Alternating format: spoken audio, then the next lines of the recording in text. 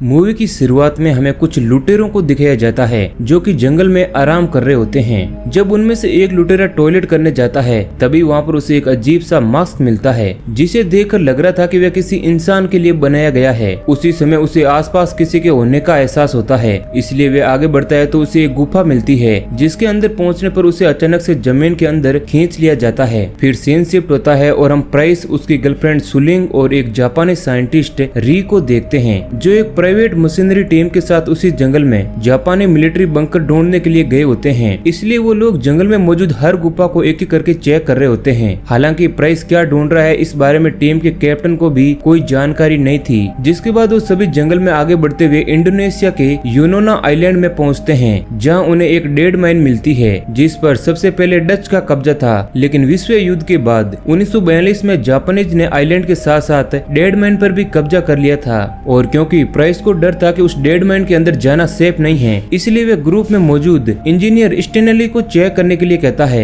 जब स्टेनली अंदर जाने की तैयारी कर रहा होता है तभी वह साइंटिस्ट री से पूछता है कि तुम यहाँ क्या कर रही हो। तो वह बताती है कि मैं प्राइस के साथ वर्ल्ड वार 2 में लड़ने वाले सोल्जर के बारे में रिसर्च करने आई हूँ। तब स्टेनली बताता है कि कोई भी सोल्जर ट्रेनिंग के बाद इंसान नहीं रहता बल्कि पूरी तरह से एक हथियार बन जाता है। तभी उन लोगों पर लुटेरे अटैक कर देते हैं जिसमें से दोनों टीमों के बीच गोलियां चलने लग जाती है। तभी हैंड ग्रेनेड ब्लास्ट होने से माइन से बाहर निकलने का दरवाजा पूरी तरह से बंद हो जाता है और एरियो भी बुरी तरह से घायल हो जाता है। इन सारी परेशानियों को देखकर स्टेनली प्राइस से पूछता है कि तुम यहाँ पर क्या ढूंढ रहे हो। तो वह बताता है कि 1 साल पहले एक्सप्लोरेशन टीम को एक आर्मी बंकर के बारे में पता चला जहाँ उन्हें ऐसे पेपर्स मिले जिसमें कोड वर्ड में बहुत सारी डिलीवरी लिखी हुई थी। जिसके बाद से प्राइस री के साथ उस जगह को ढूंढने की कोशिश कर रहा है क्योंकि उसे लगता है कि उस बंकर में जापानीज आर्मी ने बहुत सारा खजाना छुपा कर रखा है और जो कोड एक्सप्लेनेशन टीम को मिला उसे डिकोड करने पर प्राइस और री को लगता है कि जिस बंकर को हम ढूंढ रहे हैं वह बंकर यही है। लेकिन इन बातों पर स्टेनली को बिल्कुल भी भरोसा नहीं होता है क्योंकि उसे लग रहा है कि वो लोग एक बहुत ही खतरनाक ट्रैप में फंस चुके हैं। जिसके बाद वो सभी आगे बढ़ते हैं और एक लकड़ी के पुल से गुजर रहे होते हैं। तभी वहाँ पर लगी हुई लाइट खुद ब खुद जल जाती है और जापानी म्यूजिक बजने लगता है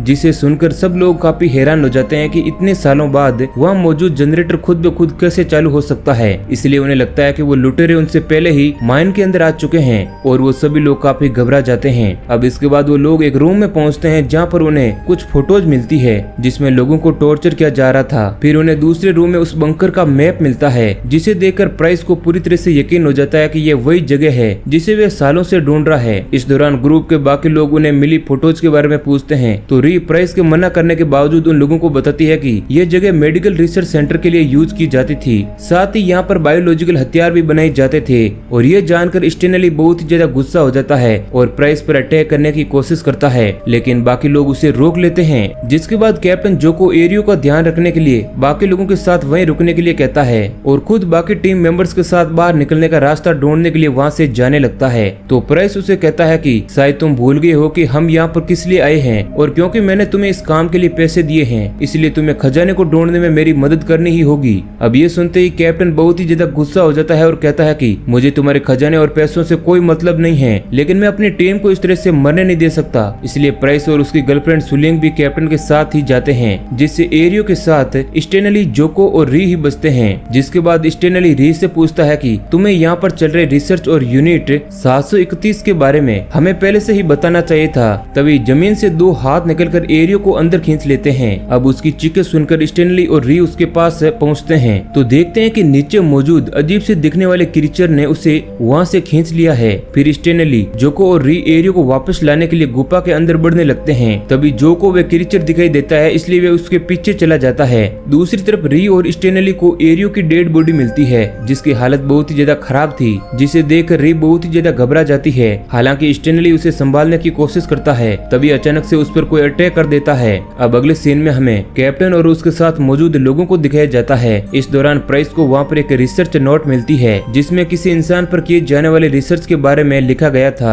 इसके बाद हम जोको को देखते हैं जो आगे बढ़ते हुए एक ऐसी जगह पहुंचता है जहां उसे बहुत सारे कंकालों के साथ उसी लुटेरे की सड़ी हुई डेड बॉडी मिलती है जिसे हमने मूवी की शुरुआत में देखा था। यह देखकर जोको बहुत ही ज्यादा घबरा जाता है। तभी अचानक से उसके सामने एक क्रीचर आ जाता है जिसे वे गन से शूट करके मार देता है। तभी एक दूसरा क्रीचर उस पर पीछे से अटैक करके उसकी आंखें बंद कर देता है। हालांकि जोको उस क्रीचर का बहुत ही बहादुरी से सामना करता है और उसे वहीं पर ढेर कर देता है, लेकिन उसकी आंखों में खून लगने की वजह से उसे कुछ भी दिखाई नहीं दे रहा होता है, जिससे बहुत सारे क्रीचर उसे चारों तरफ से घेरने लगते हैं। इसलिए वे हार मान लेता है। फिर देखते देखते वो क्रीचर उस पर अटैक कर देते हैं। दूसरी तरफ जोको और कैप्टन को एहसास होता है कि वो लोग वहाँ पर लॉक हो चुके हैं। हालांकि वो दोनों दरवाजा खोलने की कोशिश करते हैं, तभी वहाँ पर फिर से म्यूजिक बजने लगता है। इधर स्टेनली को होश आ जाता है तो एक मास्क पहना हुआ जापानी सोल्जर उससे पूछताछ करने की कोशिश कर रहा होता है, लेकिन उसे कुछ भी समझ नहीं आता। इसलिए री उसे बताती है कि ये सोल्जर अब तुम्हें बंदी बना चुका है, क्योंकि उसे लगता है कि तुम उसके दुश्मन हो। हालांकि मैंने उसे समझाने की कोशिश की कि जंग खत्म हो चुकी है, लेकिन वह री की कोई भी बात मानने को तैयार नहीं था। तभी स्टेनली उस पर अटैक कर देता है, जिससे उस सोल्जर का चेहरा खुल जाता है। तो हम देखते हैं कि उसकी बॉडी किसी मुर्दे की तरह पूरी तरह से सूख चुकी है, क्योंकि वह पिछले 70 सालों से यहाँ पर मौजूद है। जिसके बाद री उस सोल्जर को विश्वास दिलाने के लिए वो वीडियो दिखाती है जिसमें जापानीज ने सरेंडर कर दिया था। अब ये देखकर उस सोल्जर को बहुत ही ज्यादा दुख होता है और वे अपने साथी सोल्जर की डेड बॉडी के सामने बुरी तरह से रोने लगता है। इसके बाद हम कैप्टन और उसके साथियों को देखते हैं जहाँ प्राइस पर एक क्रीचर हड्डी के टुकड़े से अटैक कर देता है। इसलिए कैप्टन उस क्रीचर को शूट करके मारने की कोशिश करता है, लेकिन वह क्रीचर भी उस पर लगातार अटैक करने लगता है। तभी सार्जेंट के हाथ एक रोड लग जाती है, जिसकी हेल्प से वे उस क्रीचर को मारकर कैप्टन की जान बचा लेता है। दूसरी तरफ हम री को देखते हैं जो उसे जापानी सोल्जर से पूछती है, तो उसे पता चलता है कि वह 1945 से अब तक उस बंकर की सुरक्षा कर रहा है। हालांकि वो 2 लोग थे, लेकिन उनमें से एक मर चुका है। जब री उस सोल्जर के मरने का रीजन पूछती है तो वह बताता है कि जब 1945 में जापान हार गया तो मेरा साथी सरेंडर करना चाहता था, लेकिन मुझे इस चीज पर विश्वास नहीं था, इसलिए हम दोनों में लड़ाई हो गई और मैंने अपने साथी को मार दिया। जिसके बाद स्टेनली उस सोल्जर से पूछता है कि अगर तुम अकेले बचे हो तो वह क्रीचर कौन था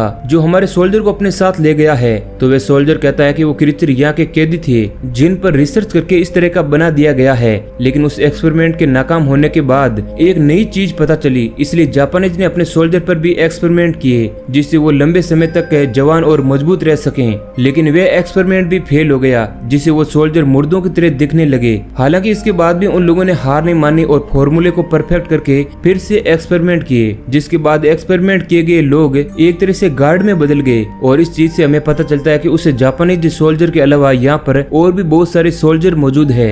दूसरी तरफ कैप्टन बाकी लोगों के साथ एक रूम में पहुंचता है तो उसे वहाँ पर बहुत ही खतरनाक डेड बॉडी मिलती है जिस पर किसी तरह की रिसर्च की गई थी। तभी प्राइस को वहाँ पर एक इंजेक्शन मिलता है जिसके अंदर लिक्विड गोल्ड होता है, जिससे पता चलता है कि जापानीज एक्सपेरिमेंट के लिए गोल्ड का यूज कर रहे थे। इसके बाद प्राइस समझ जाता है कि उस जगह पर आने वाला सारा गोल्ड एक्सपेरिमेंट में यूज हो चुका है, इसलिए अब यहाँ पर कुछ भी नहीं बचा है। ये जानकर वह पूरी तरह से निराश हो जाता है, लेकिन सुलिंग उसे समझाती है कि अगर ऐसा है तो इंजेक्शन के अंदर मौजूद लिक्विड गोल्ड से भी ज्यादा कीमती होगा, क्योंकि यह किसी भी इंसान को बदल सकता है। इधर कैप्टन और पॉप वहाँ मौजूद दरवाजे को खोलकर एक बहुत ही बड़े कंटेनर के पास पहुँचते हैं, जहाँ पर उन्हें एक अजीब सा घेरा बना हुआ दिखाई देता है, जिसके अंदर कैप्टन पहुँचता है तो उन्हें वहाँ पर बहुत सारे सोल्जर दिखाई देते हैं जो कि इंपीरियल गार्ड थे। तभी वो सोल्जर हिलने लगते हैं। हालांकि कैप्टन अपनी तरफ बढ़ रहे सोल्जर को शूट करने की कोशिश करता है, लेकिन वह सोल्जर उसके हाथ पर अटैक करके उसे घायल कर देता है। जिसके बाद कैप्टन पॉप के साथ वहाँ से निकलने की कोशिश करता है, लेकिन वो लोग पॉप को बहुत ही बुरी तरह से घायल कर देते हैं। हालांकि प्राइस और सुलिंग वहाँ से एक टनल की हेल्प से निकल जाते हैं, लेकिन कैप्टन और पॉप की चीख सुनकर उसे बचाने के लिए वापस से सोल्जर के पास पहुँचता है तो उसके सामने ही एक सोल्जर पॉप को बहुत ही बेरहमी से मार देता है।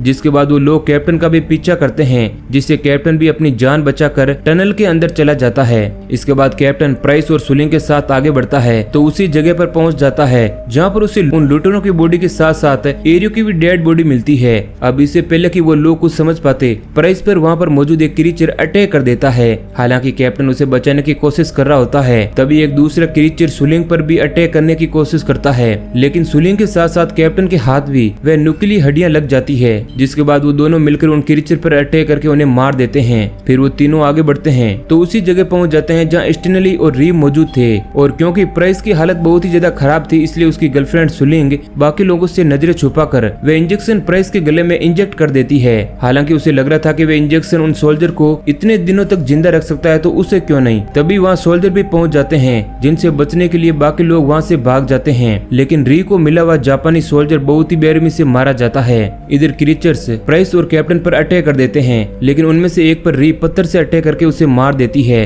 जबकि दूसरे को कैप्टन मार देता है। तभी वो लोग देखते हैं कि सुलिंग इस मौके का फायदा उठाकर प्राइस के साथ दूसरे रूम में चली गई है और इधर वे लोग बाहर ही फंस जाते हैं। हैं, इसलिए उन लोगों को मजबूरन एक दूसरे रूम में जाकर छुपना पड़ता है। तभी वे सोल्जर्स दरवाजा तोड़कर वहाँ पहुँच जाते हैं, इसलिए कैप्टन उन्हें रोकने के लिए वहीं पर रुक जाता है और स्टैनली और री वहाँ से निकल जाते हैं। हालांकि कैप्टन उनमें से एक सोल्जर का सामना करने की कोशिश करता है, लेकिन वह सोल्जर कैप्टन को बहुत ही बेरहमी से मार देता है।